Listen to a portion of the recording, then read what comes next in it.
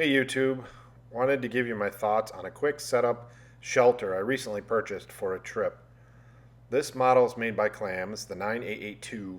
It's 150 by 150 in size and is designed to hold a picnic table or anything you want to put inside it to keep it insect proof and a little bit rain and wind proof.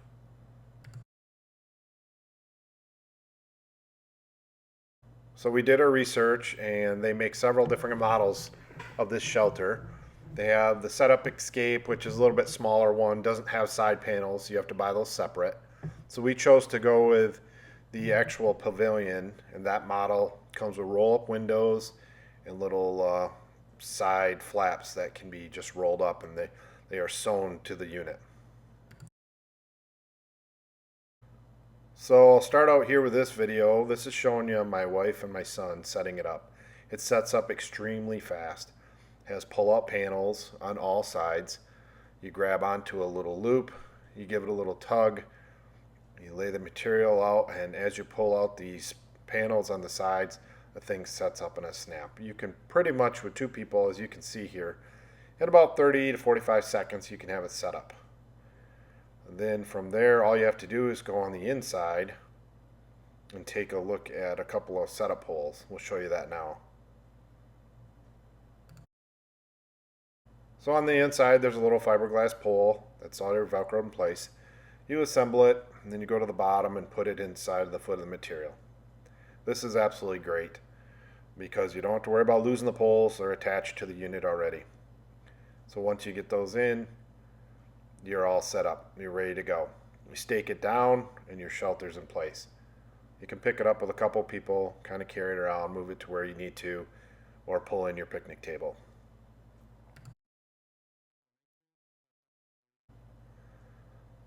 So some of the great things, you got these pull-out tabs, which you can tie ropes to.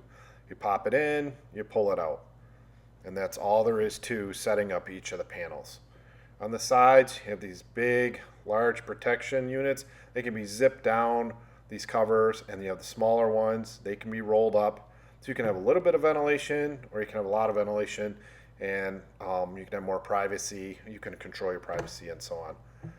So those are some of the really positive things I absolutely loved about this shelter.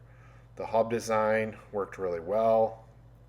It has a center hub with a X pattern in each of the panels, and that kind of holds its shape.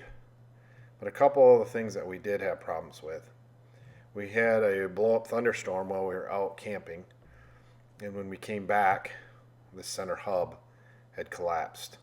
Now, if you go on Amazon and you check some of the reviews, there's people talking about putting a pole in the center and trying to hold that center hub up.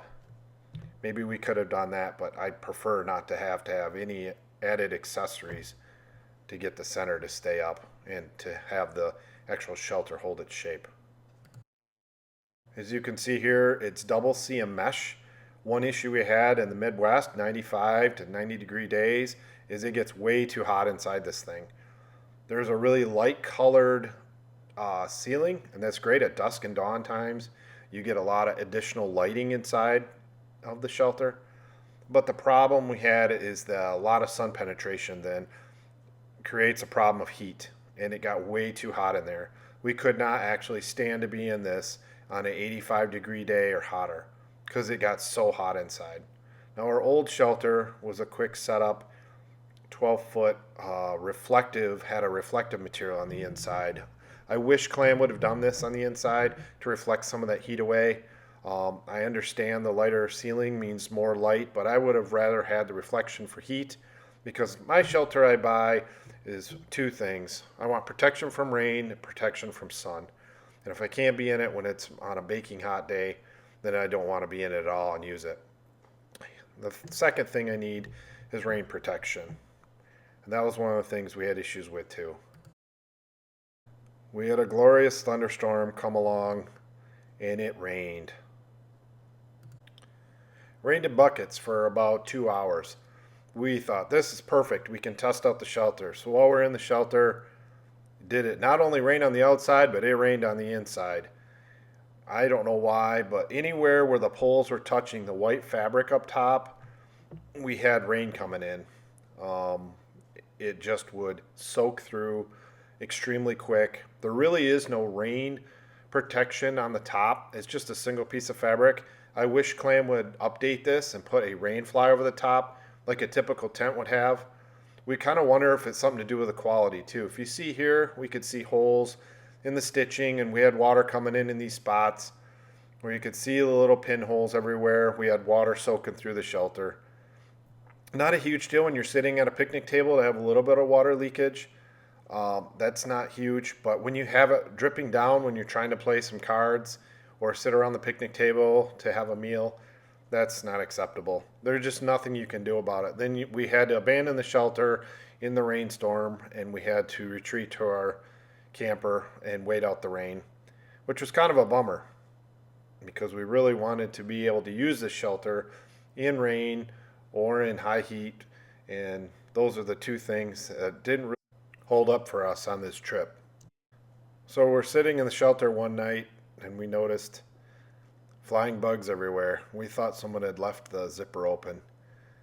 But little did we realize and think about that June bugs come from the ground in dusk time, and so do fireflies. Now they're not biting insects, so it wasn't a huge deal. But that was something else to consider if you're really wanting to try to keep the bugs out. There is no floor on the shelter, so bugs are going to come right out of the ground, and they're going to be trapped inside the shelter. So we would be playing cards. We'd hear large beetles trying to bat against it, trying to get out of the thing, which for us, it was no big deal. Not an issue at all. So I hate to sound so negative about it. We did return it. We bought it on Amazon. It got extremely wet and heavy and soaked through the bag. The bag was hard to get back in. So we'll show you, last but least, how quick and easy it is to put down. It folds down really quick and folds up fairly easy. Now, when the thing was wet and heavy, it was kind of a pain. The bag could use to be a little bit bigger. We had a bugger of a time getting the shelter back in the bag. Even with two people, as you can see here, and my son, you got to really squeeze the material out. Now imagine this thing absolutely waterlogged after a downpouring thunderstorm. It made it even that much harder. So you just got to kind of work at it. Like I said, I wish they'd oversize the bag just slightly bigger. Take the material on the inside and make it reflective for heat reasons, and then add a rain fly over the top. If they did these three things, I think this would be the absolute perfect shelter. If you're just looking for something for a light drizzle and you want to keep some biting mosquitoes away, it should be a decent shelter. But for our needs, it just didn't fit that. So we'll see you next time, guys. Got any questions, leave them in the comments. Talk to you later.